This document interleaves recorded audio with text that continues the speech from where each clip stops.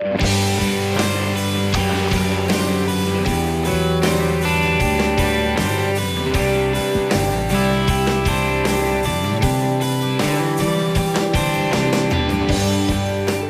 morning we're on the south coast of New South Wales, and if you've been anywhere around here, I figure you will know the harbour at Bermagui.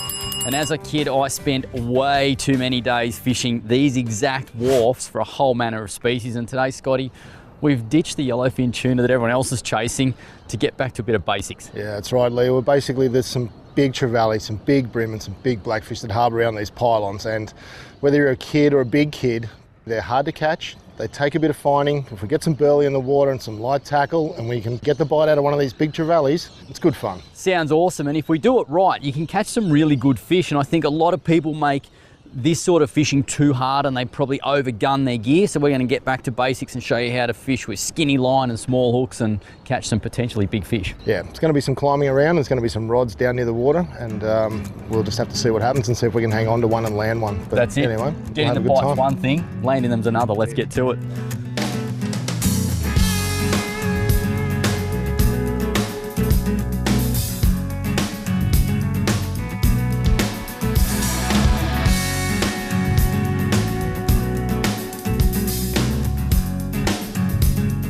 Burley, just like a bowl of lollies at a kid's party, mashed pilchards, yakkers, bream, everything, just love it.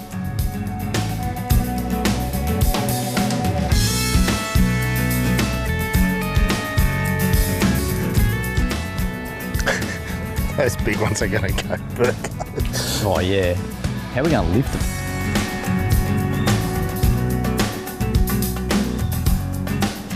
Look at the size of these 3 or 4 over there. Here he comes. The great thing about all this, it's a really good grounding and it can teach you a whole lot about fish behaviour and stuff. You get to see. He just ate that trevally.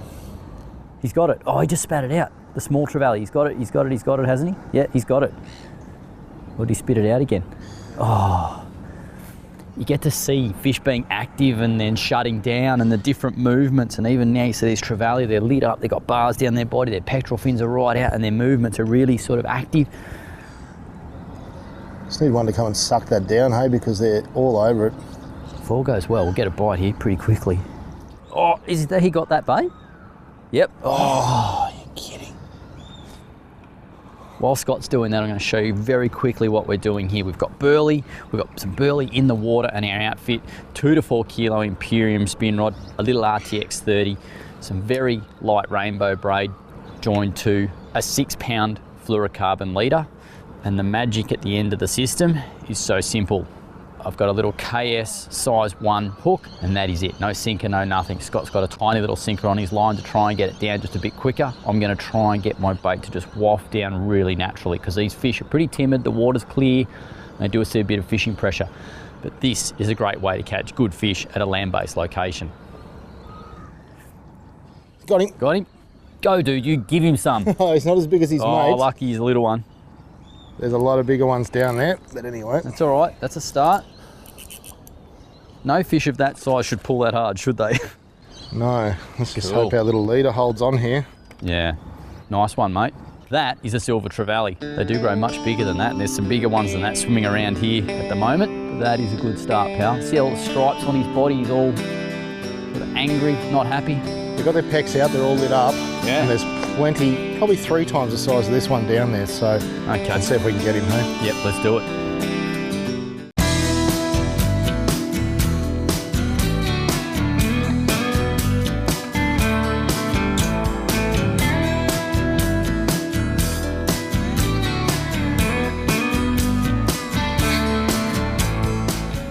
Great thing about this too, Scotty, it teaches people teaches everyone the concept of, you know, watching for a bite rather than always trying to feel for a bite.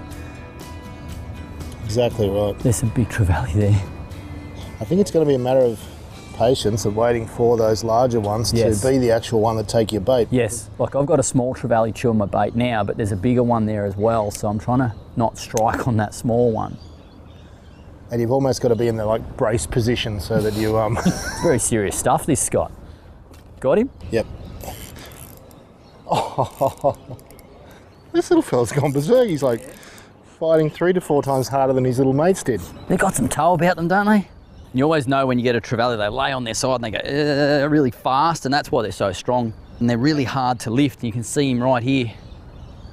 They go around in these big circles, laying on their side, using their whole body rather than just their tail. Well done. And released to live another day.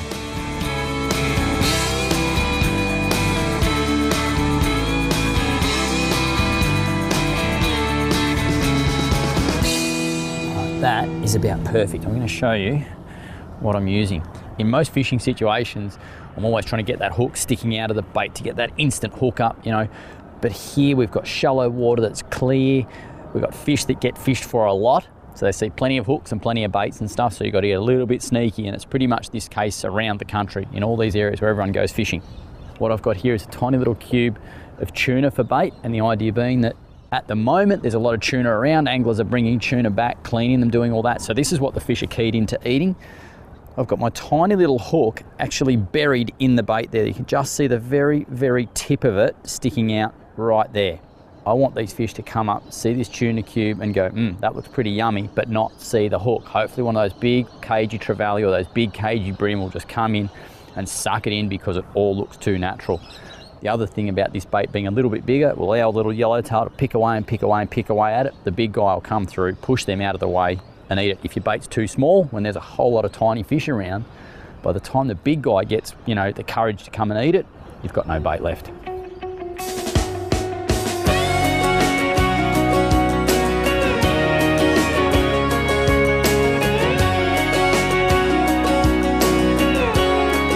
Nice one, Scotty. Not as big again. No. But still, this is harbourside fishing. We have to remember, we can't expect to catch monsters. Although there is some monsters swimming around here.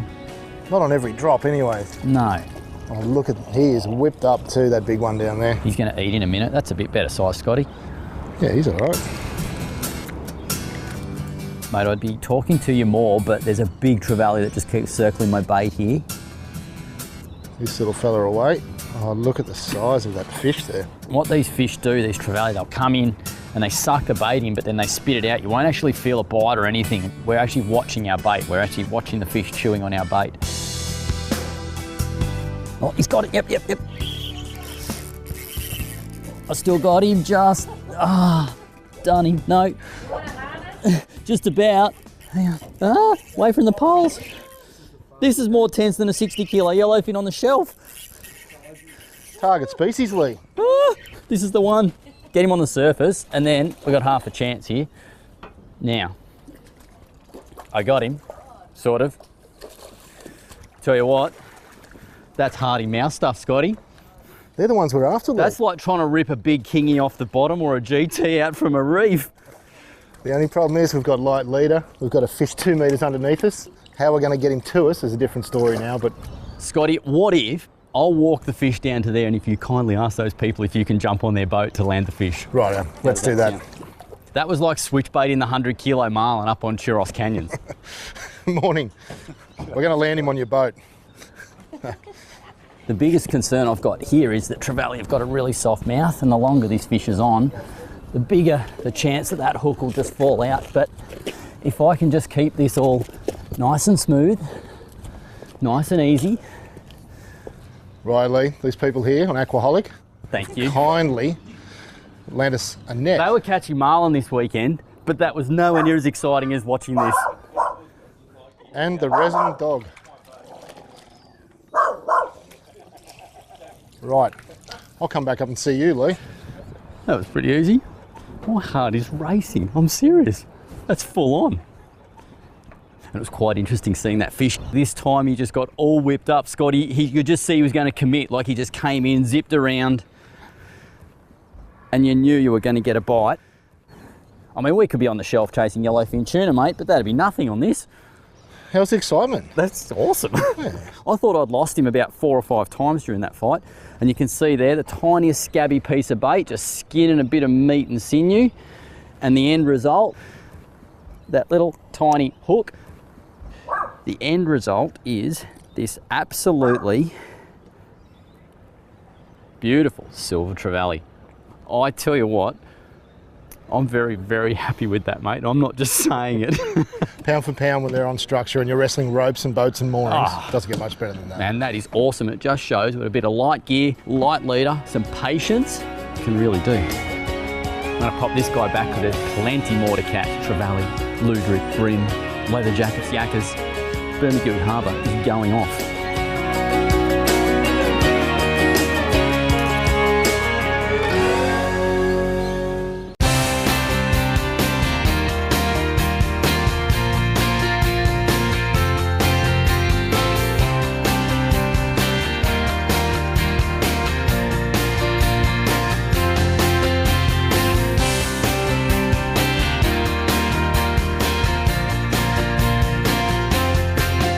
Well, Lee, we've got another one on here somewhere. Have you got him or has he got you? Just not sure where. I think he's got me at this stage. Yeah, well done. Anyway, I'm just going to see if we can play him out from under this boat. Here's another nice one. Yeah, he's a good one, mate. Well done. We might try and lift this one. You reckon? Why not? Sure, give it a shot. I might lift him to you, Lee. How's that sound? Sounds good. You'll watch how Scott does this. You do it in one smooth movement. Just like that. It's when you hesitate that they will get off. And you can see there, that slight tear in the trevally's mouth. That hook is really close to falling out, but it lasted just long enough for Scotty. Take your fish, I'll grab your rod. There he is. And I'll tell you what. Another fine specimen. In fish terms, it's not the biggest fish in the world. But in a location like this, that's a big one. And it was certainly fun. It sure is. Rightio. We'll put him back. Hear him grunting away, he's not too happy. That's what we call blurting. We'll just pop him back in here, Lee. That's it, mate. We have more to catch. We do indeed. Let's do it. There you go. Well done.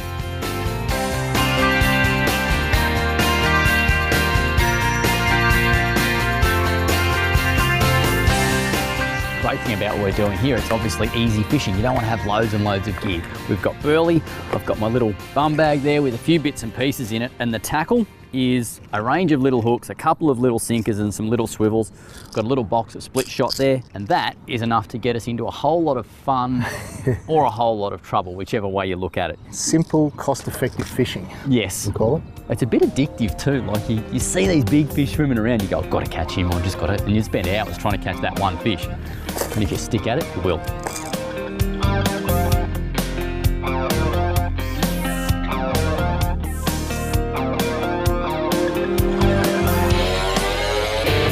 What do you got, mate? Yakka?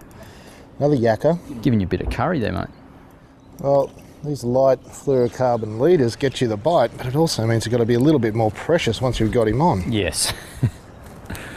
I can just see my bait swimming around in circles here as a tiny yellowtail holds onto it.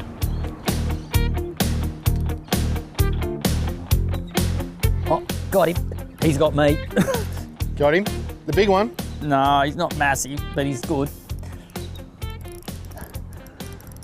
Yeah, he's got me. Whoa, get away from that pole. I'm just trying to hold this fish from really going anywhere. And he's just doing his trevally spin, and as long as he does that, I'm happy. It's when they start trying to do those bolts back in under the wharf that you get worried, because all those poles are covered in stuff that cuts your line. Got him. I think I'm going to win this battle. Well, I've got him just about to the surface. A nice big yellow stripe down his side on this guy too. He's not a bad trevally. Watch this, if you use a decent length of line and a nice smooth lift of the rod, you'll get your fish up. You won't break your rod, you won't break your line, and you generally don't swing the fish off the hook that easily. All right, now I'm just gonna pop that little hook out. I actually got him under the chin, which is good because it's quite tough skin under there. And that is an absolutely beautiful silver trevally. They call them blurters because they grunt and groan and make all this noise. And is he going to make any noise? Put up next to the microphone? No, he doesn't want to sing for us. No karaoke today. Great fish, good fun. They go a lot bigger than this. Lord Howe Island, Norfolk Island, they catch them up to and over 10 kilos. And if you ever catch a trevally, they're quite a safe fish to handle.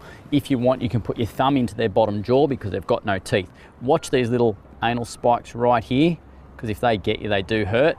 And the other thing is these scoots on the tail. They're quite sharp, but if you hold the fish sort of top and bottom around the tail like that, you can get a good grip on him and it's safe there. This side here, that'll scratch you up a bit and he's off. Time to get another one.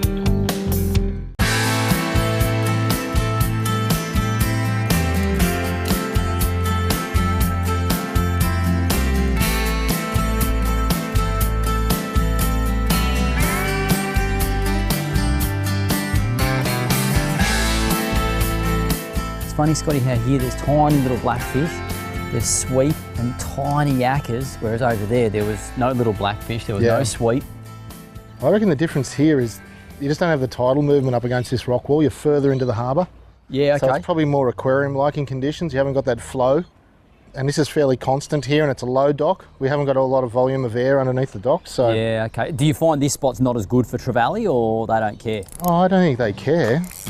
Either way, they certainly seem happy where we were over there before. Definitely. But this is where there's some blackfish for sure. Heaps of blackfish here.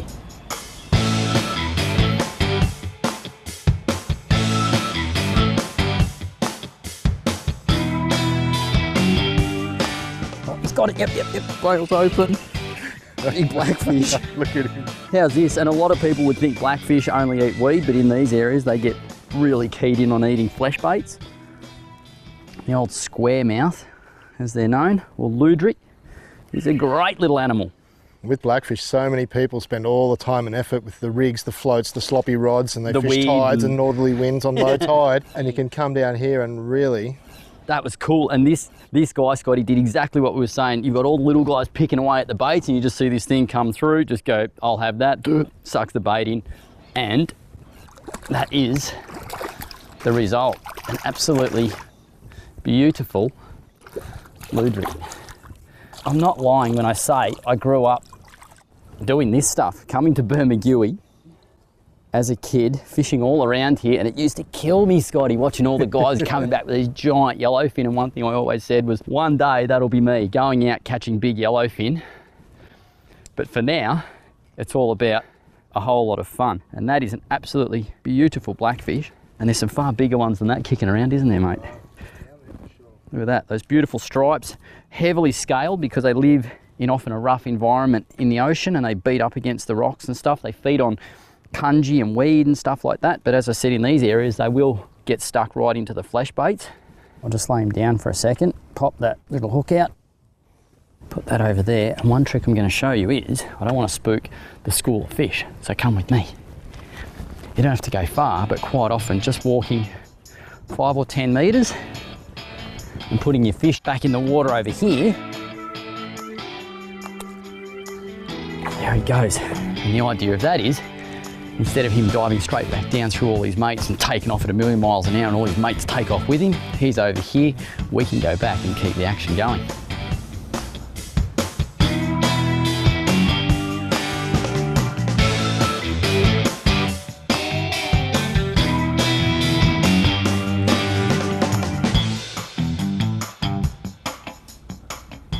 Oh, there's some massive fish sitting under there.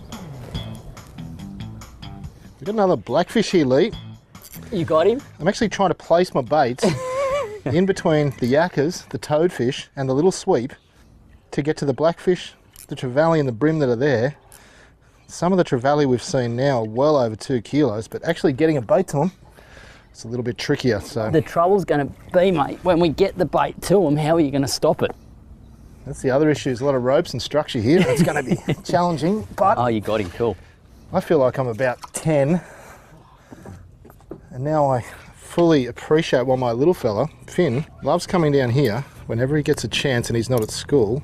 I think people forget too, Scotty, like this is sort of fun fishing, but this really teaches you the fundamentals of it, doesn't it? The basics for catching 100-kilo marlin out on the shelf. Particularly like, you know, the old adage of lighter lines, lighter leaders. Small hooks, long leaders, all these sorts of things. And light tackle's a great way to start and appreciate how a fish behaves, where he goes to, what he does. Even the activity of the stingrays. There was one stingray and now there's 3 or 4, and everything's sort of firing up as we keep going. We're not putting any more burley in the water. We're doing the same as we were an hour ago, but it's just starting to happen.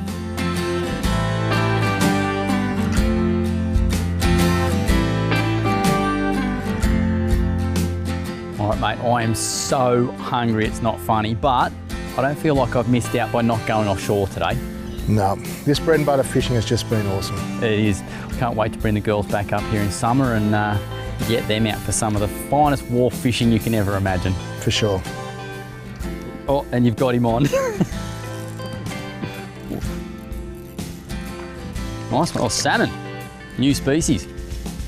All right, last fish of the day. Let's get going, hey? Yep, sounds good. I'll pack up.